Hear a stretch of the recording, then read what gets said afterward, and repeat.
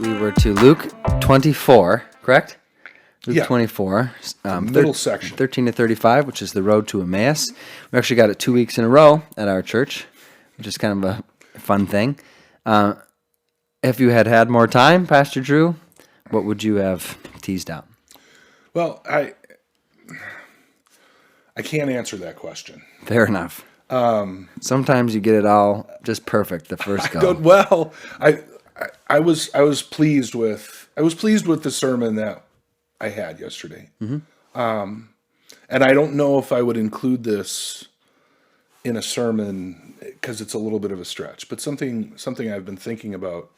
And just to recap the story quickly first, there's two disciples, Cleopas and one unnamed, that are traveling from Jerusalem to Emmaus on the day that Jesus rose from the dead. And they've heard some things, some strange things, but as far as they're concerned, Jesus is still dead and gone, whether he's in the grave or not. Okay, so they're downcast, and they were devoted followers of Jesus. So they're on the road to Emmaus, and they're talking with each other, and Jesus comes up beside them, unbeknownst to them. Hey, what are you guys talking about? Kind of overhears their conversation, and then Scripture says that for the next 2 hours, Jesus is relating to them all of the, what the Old Testament has to say about the Messiah, which is himself, of course.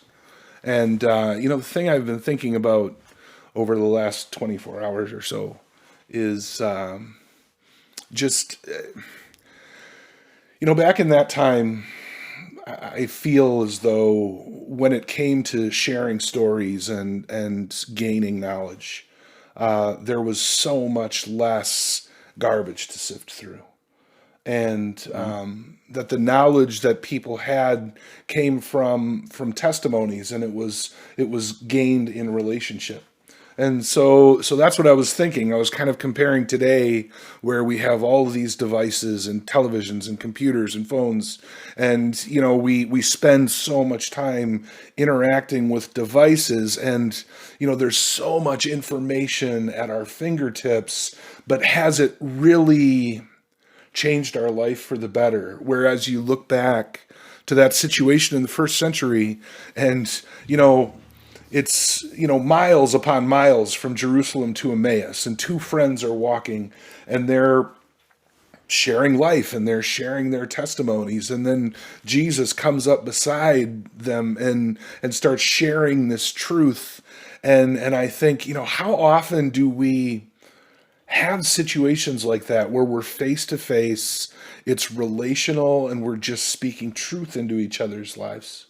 And so, that's what I was thinking about, and I don't have any answers necessarily, but just some things to think about. Do you have in mind, when you talk about garbage to sift through, are you thinking about like the misinformation and the access that false teachers have to a larger and larger audience via social media? Is that the kind of garbage you're talking about?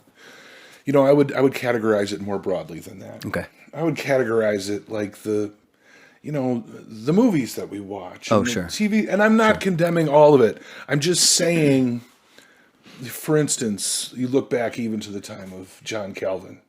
John Calvin lived till he was like, what? 35? Early 40s? Maybe 30? Yeah. Mid-30s? And this is a guy that preached every single day and wrote commentaries on almost every book of the Bible. And it's just like you look back and you think, okay, was that a richer life in the things that truly mean something? Or is this, even with the convenience and access we have to information and entertainment and that sort of thing, or is this the richer life? And it just raises all these questions. And so, like I said, this is all disjointed, and I don't think I would dare insert this into a sermon unless I was really thought out. But that's what I thought about, and just the power of,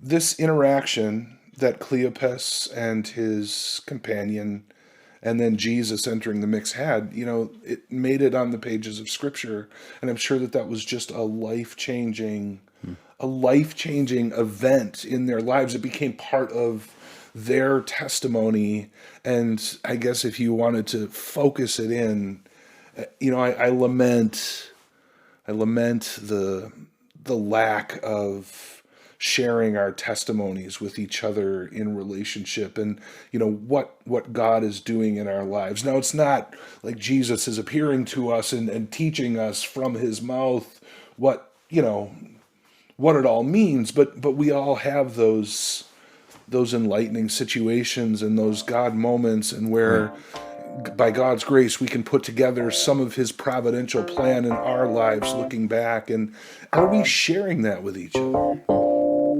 And would it make life better if we did?